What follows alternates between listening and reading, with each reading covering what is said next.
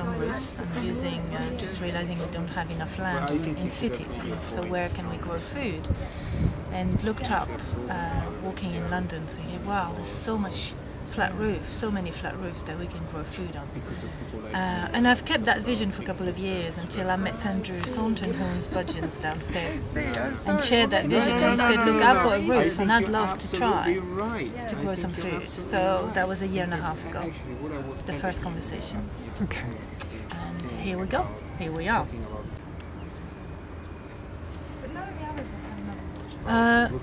How did we set it up?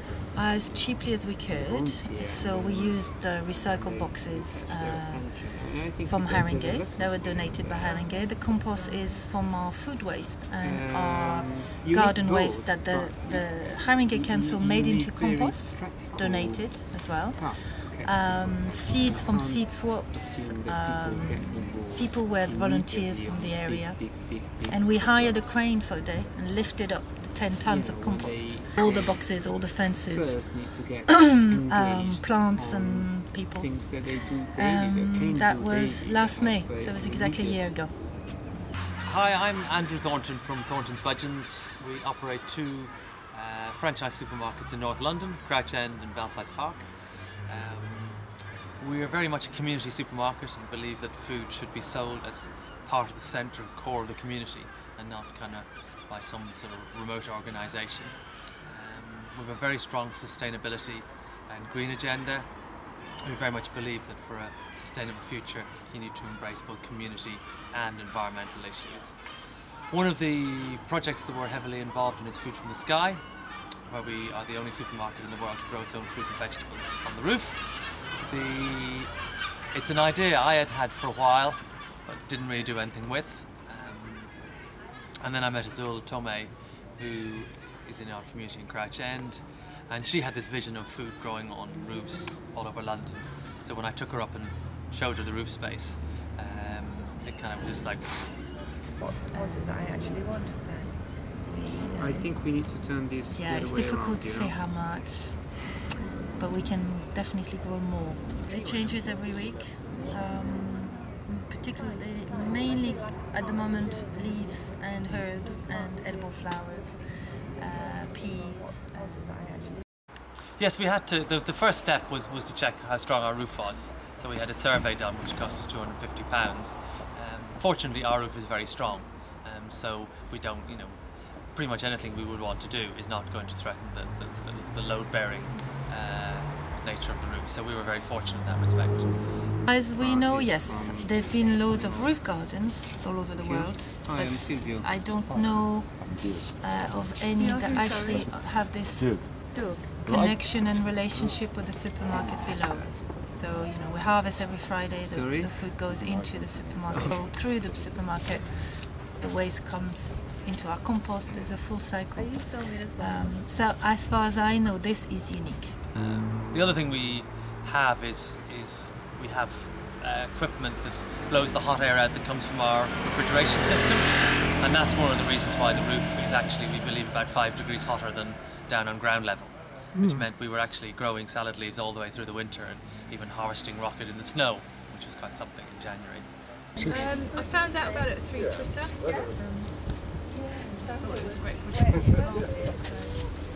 Just came today. I'm just here on holiday. I did leave Derby with the intention of going on a working holiday, but I've been here for 2.5 weeks now. I went to the Green Fair and I was very wet on the Sunday, but very encouraged by how much green activity there is in London, and I hadn't been expecting it. But if you go on the website, Capital Growth finances this space, many other spaces all across London, and if you if you put in your area code, there are all the projects funded by Capital Growth, growing food spaces, schools, allotments, rooftops, and you can select the one that you want, and you can volunteer if you're interested. Yeah, one of the things that we're doing is producing a template for others to make it easy, so that it's all the steps involved. We've learned a huge amount over the last 12 months, we're still learning, so we're going to publish that.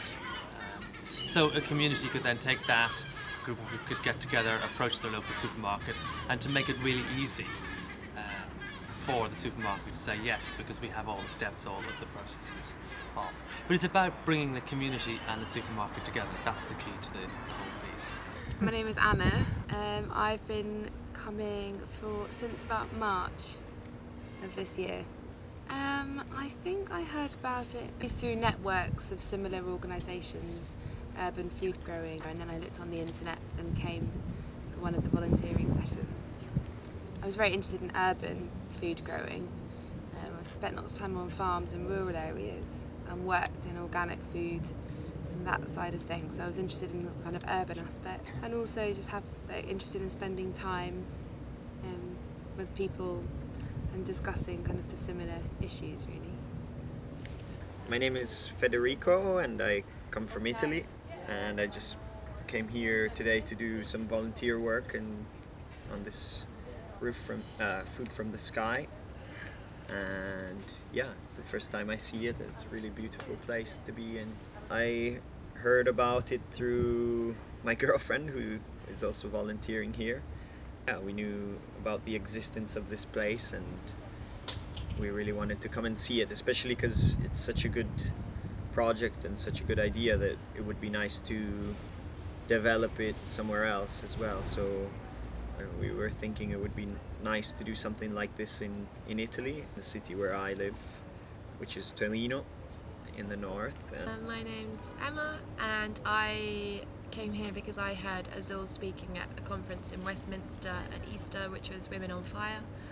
She did a really amazing presentation on the project. I'm really interested in our relationship with the environment and in the idea of sustainability, and sort of going back and looking at the processes of how our food is actually produced, and maybe trying to take a bit more of the power back ourselves to do that, and not just rely on companies always and supermarkets to produce us for us, unless it's produced in a way like this. My name is Aya.